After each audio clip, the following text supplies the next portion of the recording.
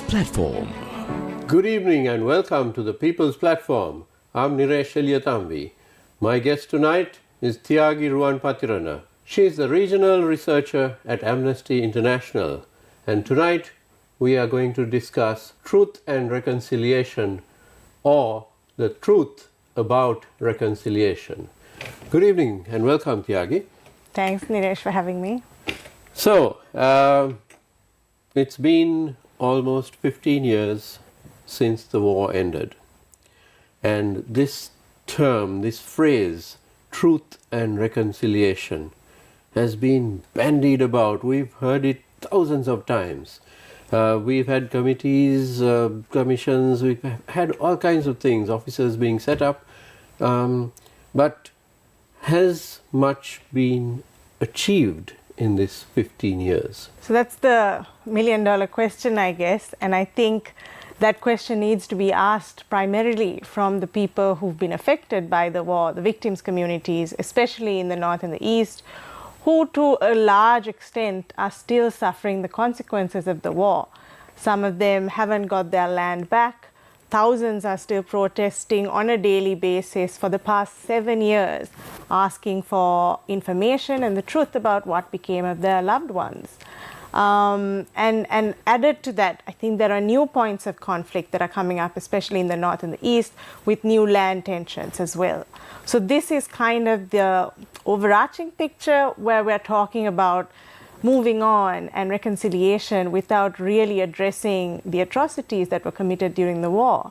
And I think one big elephant in the room that the government, each consecutive government, has shied away from is about accountability and criminal justice. Let's look at it from the point of view of the families of people who are missing. It's not about revenge or anything like that, is it? It's simply that a mother wants to know what finally became of her son, or a wife wants to know, or a father wants to know. It's pretty much about closure, isn't it? I mean, it's something, if you're a parent and your child goes missing in everyday life, then you would do everything in your power to try to locate that child and to find closure in that. So isn't it pretty much the same thing? Absolutely, and at a very human level, that's how it needs to be understood. You know, I think earlier governments tried to spin it by saying that these are families looking for their terrorist sons or terrorist daughters. But in effect, regardless of what their beliefs were, if they were combatant, if they were civilian, at the end of the day, each human being has a right to know the truth about what became of their loved ones. What happened? Did they die during the conflict? Were they arrested? Were they taken into detention? If so, where are they now? And these are basic questions, and without knowing those answers, it's really difficult to say, let's move on, let's reconcile. I think to this day, especially families in the north and the east, you know, occasionally hear about someone who's been in some kind of detention center, for example, for 20 years, and they suddenly show up, right? When you hear about stories like that, how can the government or ministers or even the Office on Missing Persons tell these families that, you know, give up the search, they're not alive or they've gone abroad? The families have a right to know, are they alive or dead? If they are dead, what were the circumstances under which they died? And they want justice, they want truth. So it's not really about north and south either, is it? I mean, in 88, 89, we had massive numbers of people who were killed or disappeared in the rest of the country. The insurrection at that time, and there was a commission or a series of commissions appointed by the Chandrika Kumaratunga government in, I think, 94, 95, and that very successfully, correct me if I'm wrong, very successfully documented the people who had disappeared, and there was something like 30,000 of them. The main commission, I as I recall, was headed by Mrs. Manori Muttettuagama. And there were 3 other regional commissions. Zonal commissions, yes. So that was not about prosecution or revenge or anything like that. It was simply, in the end, those commissions served as closure for those victims to a certain extent, perhaps. But in the north and the east, after 15 years, we don't see that happening yet. So with the zonal commissions, they did cover a lot of areas, not just the south. So there were areas in the north and the east covered as well.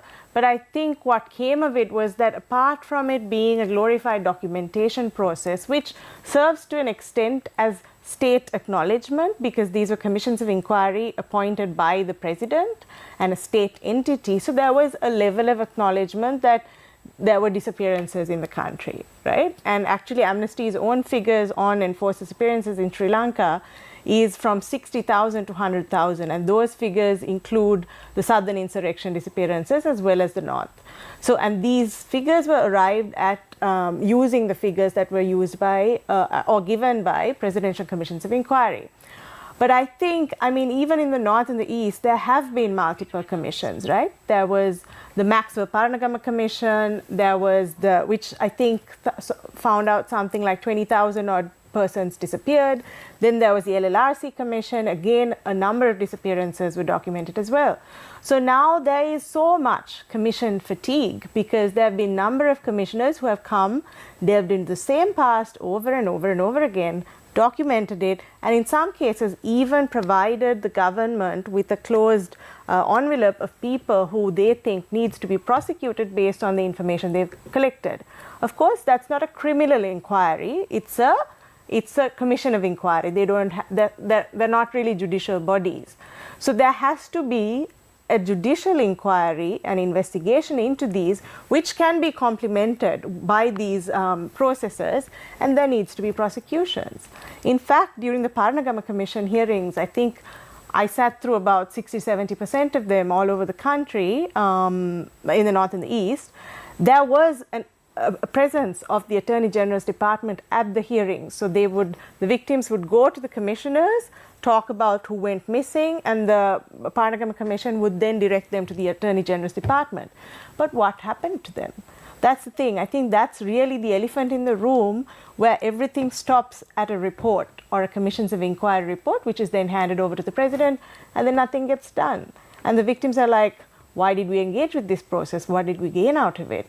In some cases, yes, reparations or compensation was recommended and they managed to get it.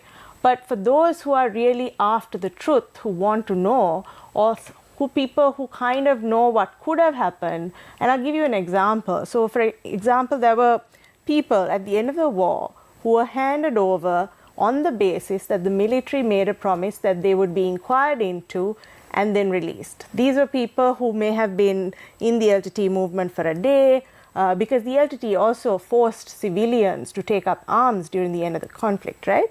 So, and then there were, long-term combatants as well. Families pushed their loved ones to surrender to the army and declare that they were even a soldier for a day. Even at the behest of the LTT, they had to fight at that point. And they were given the assurance that you will be interrogated and then you will be released. And there were hundreds of people taken away in buses, never to be seen again. They were seen last in the custody of the Sri Lankan government. So in instances like that, could you imagine the plight of the family? Because they're like, if I didn't force my son or my husband or my daughter to declare they were with the movement for at least a day, maybe they could have been alive today. So that's really, the kind of agony they're going through now. They're really kicking themselves for having done that. Tell us about the new act or the new bill which is pending now, which is, I think since January it's been in the works. Could you tell us a little bit about that? Yes, so there's a new bill for another new commission called the Truth Reconciliation Commission that's been gazetted, I believe, on the 1st of January this year. So that tries to establish a new commission. But what's different from past commissions is that past commissions were set up under the Presidential Commissions Act, which means it's the presidential's prerogative. But here, this is going to be established through the legislature. So it will be a parliamentary act that sets up this commission. The commission is going to be, going to have a number of commissioners. I think it's from something like 7 to 21 members. They can have public hearings, so on and so forth. There's a lot of sort of repetition of what we've seen in the past. There's no sort of even obligation to at least start with the commission reports of the past that's already in the custody of government. But it seeks, in my opinion, to reinvent the wheel, get the victims to come back yet again and tell their stories with the aim of, I'm not sure to achieve what, because those stories have been told before. If at all, what could have been provided is some guarantee of justice, which is what we're not seeing in this bill. Is it that the reports which are collated are simply not disseminated, and therefore very few people know what has already been investigated and collected, and then you see this repetition happening?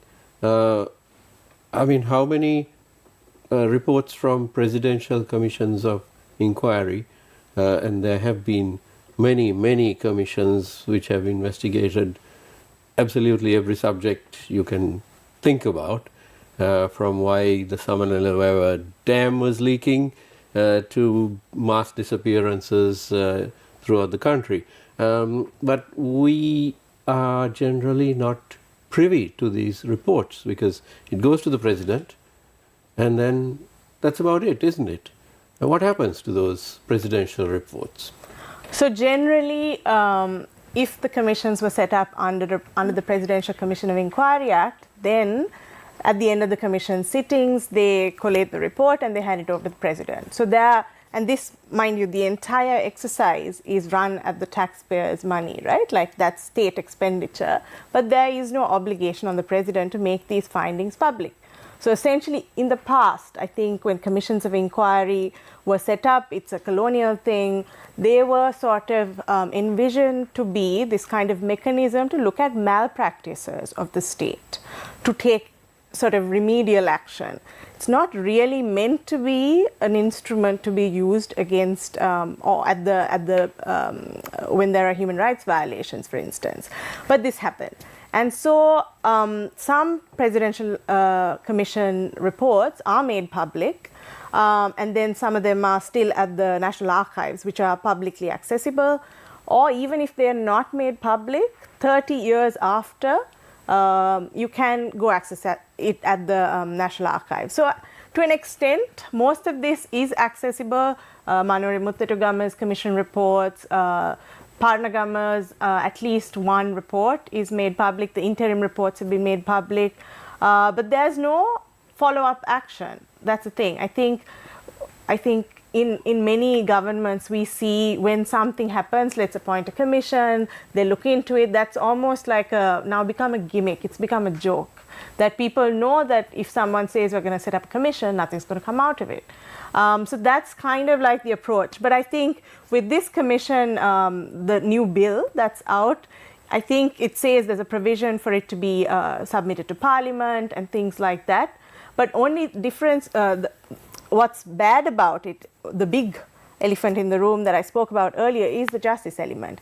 Initially, during the Yahapalana years, I think it was Mangala Samaravira, the foreign minister at the time, was spearheading the transitional justice movement, and there was a resolution of the UN Human Rights Council where there was a consensual resolution where the Sri Lankan state was signing on and co-sponsoring a resolution, I think probably for the first time in the council as well, where it wasn't contested, right?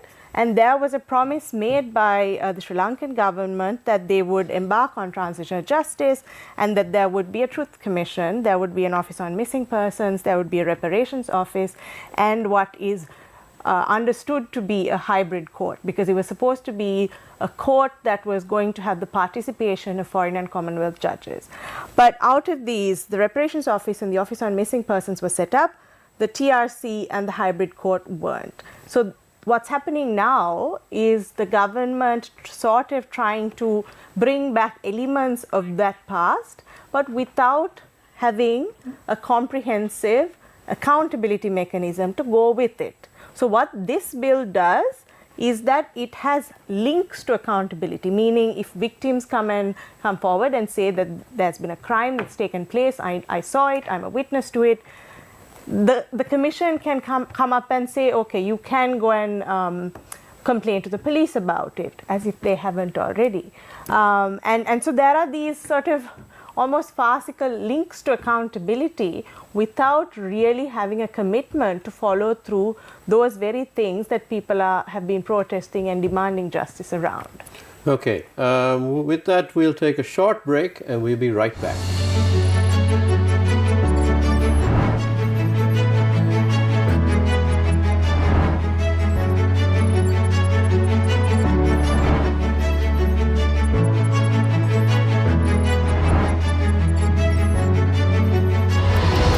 The People's Platform. The Symphony Orchestra of Sri Lanka proudly presents SOSL Concert, a musical masterpiece conducted by Kiko Kiyobashi with the world premiere of Lalnath De Silva's first cello concert with soloist Dushanti Pereira, One Soups, Light Cavalry Overture and Brahms' First Symphony. 23rd of March 7 p.m. onwards at the Lionel Wendt Theatre. Tickets available now. Electronic media sponsors: Yes 101, Legends 966, Newsfirst and TV1. කැවුම් කොකිස් තෙල් ඉහිරෙන වැල්ලවාය. වැල්ලවායම සූදානම් වෙන්න. The Symphony Orchestra of Sri Lanka proudly presents SOSL Concert, a musical masterpiece conducted by Kiko Kiyobashi with the world premiere of Lalnath De Silva's first cello concert with soloist Dushanti Pereira, One Soups, Light Cavalry Overture and Brahms' First Symphony. 23rd of March 7 p.m. onwards at the Lionel Wendt Theatre. Tickets available now. Electronic media sponsors: Yes 101, Legends 966, Newsfirst and TV1.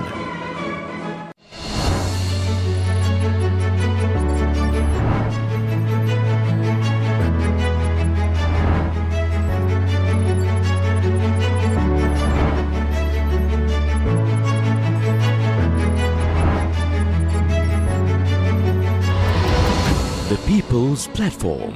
Welcome back. We are in conversation with Thyagi Ruwanpathirana, researcher at Amnesty International for the entire South Asian region. And we are talking about truth and reconciliation. And now, Thyagi, let's talk a little bit about Geneva. You referred to it a little bit before the break.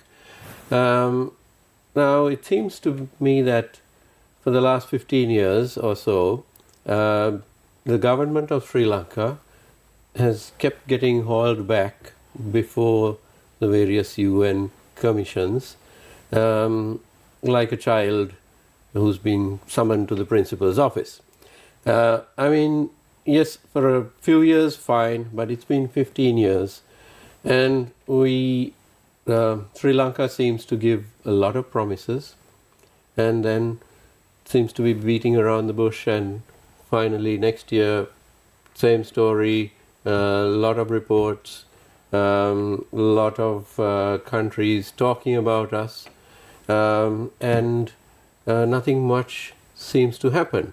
But at the same time, wouldn't it be to our advantage as a country to take the bull by the horns and come up with the solutions ourselves instead of waiting for these foreign bodies, international bodies, UN and so forth, to rake us over the coals on these things? Absolutely. I mean, that would be ideal, right? And just to say also, like, Sri Lanka is a part of the community of nations, so it's sort of the while we reap the benefits of being part of UN systems, these are mechanisms to hold Sri Lanka also to account to its human rights obligations and commitments, which it's made on number of promises over different treaty bodies across number of topics as well, like be it children, be it like torture, be it civil political rights. So Sri Lanka being a part of this means that, you know, there are certain obligations while you reap the benefits of being in that space, right? So ideally, yes, Sri Lanka does look after its own human rights. In fact, when people say, you know, there's another resolution that's been brought against Sri Lanka at the Human Rights Council, I always contest that because, you know, as long as these, even if it's a community of nations, if it's UN member states, the Human Rights Council, anyone is talking about human rights as the Sri Lankan people, then it's for the people. It's not really against Sri Lanka unless you think it's the sitting government it's against. If it's not really delivering Sri Lanka's own people's human rights obligations, then it should be, you know, something we all need to aspire to and push for. And we've seen that also. I think the big elephant in the room that I've been speaking about is impunity. Impunity is entrenched in this country to the point that, you know, you can't get accountability and justice for just even a basic robbery. That would take 4 to 8 years sometimes to get some sort of justice on, if you even decide to go down that route. And then just imagine trying to get justice for some kind of offense done, a criminal offense done by a state actor. It's almost unheard of, which is why a lot of victims, be it Easter attack victims, be it protest victims, be it victims of the war, everybody has really lost faith in the Sri Lankan criminal justice system, that it's now going to the Human Rights Council asking for justice because they believe that nothing is getting done here, which is why the families of the disappeared have been asking for answers for the past so many years, and they've given up on domestic justice. They've asked for an international court. They've asked for International Criminal Court to take up Sri Lanka. So that's the kind of way and reason why Sri Lanka keeps coming up. And I think in September, this current resolution lapses. There may be a new resolution as well. Again, trying to keep Sri Lanka to its own obligations on human rights promises. But again, we must make the distinction between the government of Sri Lanka and the people of Sri Lanka. They are certainly not one and the same. So it is the government of Sri Lanka which is being held to account. Absolutely. And we trust that the community of nations is doing so on behalf of the people of Sri Lanka and also people around the globe. Now, one of the constant reminders that we get with regard to atrocities is, once in a way, we find a mass grave. It's usually by accident, and then slowly there are excavations done. But over the years, over the decades, the progress in these particular mass grave excavations has seemed extraordinarily slow. And it was so 30, 40 years ago. There are mass graves of victims of the 89-90 insurrection. There are mass graves, there's one huge mass grave of the 678 policemen who were massacred by the LTT after they surrendered. That was in 1990. And there are other mass graves like the Matale mass grave and Chemmani, Suryakanda, and so on. And now, even at present, there is one which is being unearthed in the Trincomalee district, Mullaitivu district, and that's at Kokkotudu, I believe. But it's been going on for months, and I saw in the media that the government has run short of funds to do the excavation. What goes on when it comes to such investigations? Keeping in mind that today you have DNA evidence and so on, which can pretty much tell you which year a victim was killed and who that victim actually was. Yeah, I mean, it's ironic also, no? Because if you think about it really, there are families who've been demanding answers for their loved ones, asking for the truth. And then on the other hand, you potentially have all these answers in mass graves, but you're not really connecting the two. Instead, and without putting money where the truth can be uncovered, here we're trying to set up yet another commission.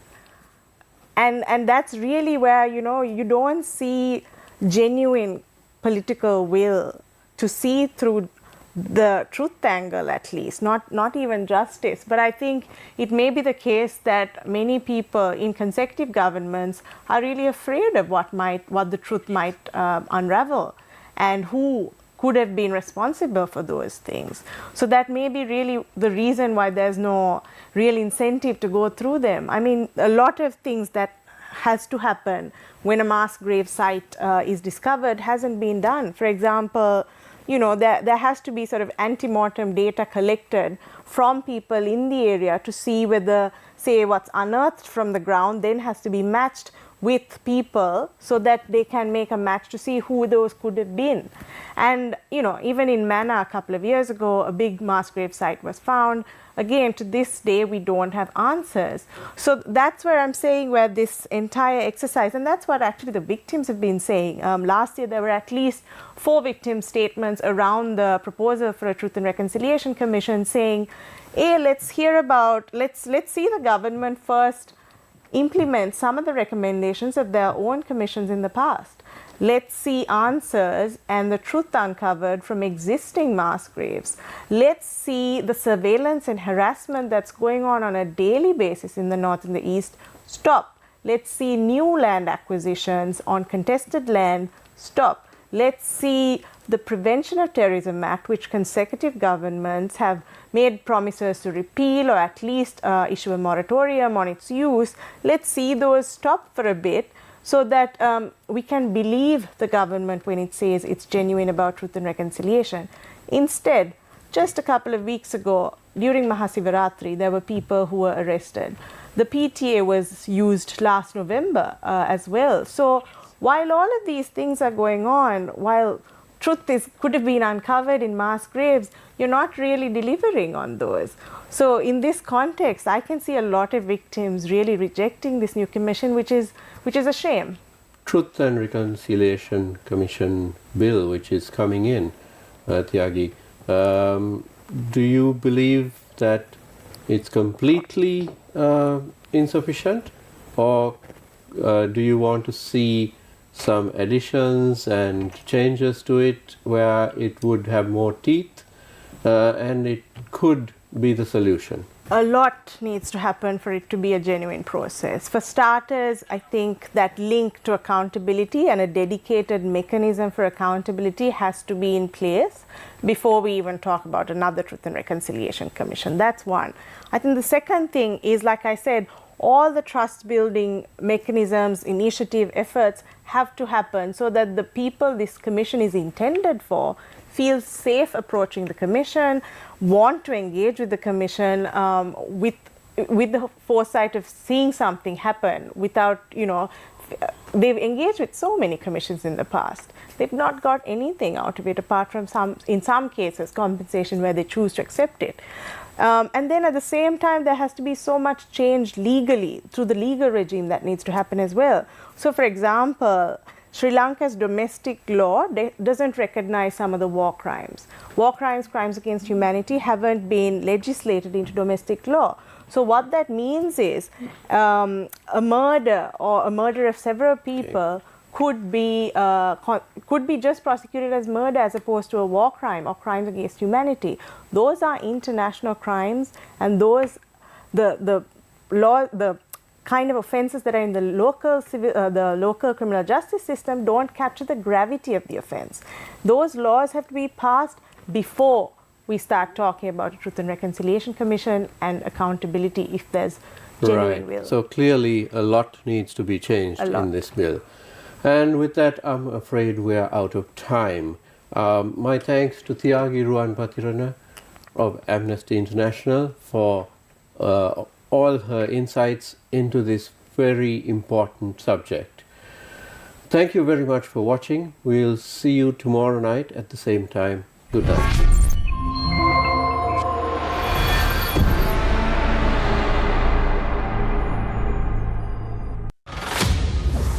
Who is to blame for cancer patients being inoculated